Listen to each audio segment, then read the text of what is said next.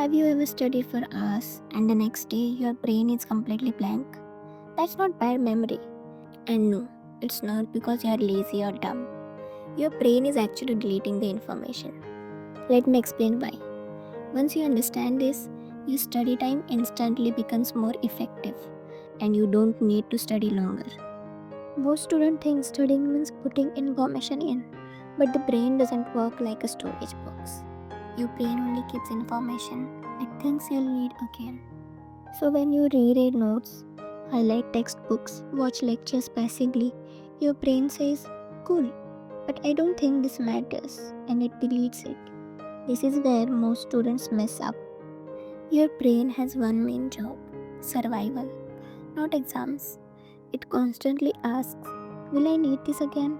If the answer feels like no, your brain erases it to save energy. That's why you remember song lyrics from years ago but forget what you studied yesterday. Because songs get replayed, your notes don't. So if you want to stop forgetting, you have to force your brain to retrieve, not just read. This is the shift. Here's how simple it is. Step 1. Study a topic normally for 20 to 30 minutes. Step 2. Close everything. Step 3. Ask yourself questions like what were the main points? Can I explain this without looking? If you struggle, that's good. That struggle tells your brain, hey, this is important. Don't delete this. But there's one mistake that still ruins this. Most students immediately check notes the moment they forget.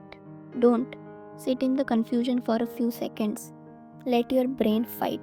That effort is what builds memory. This is why studying feels exhausting but useless.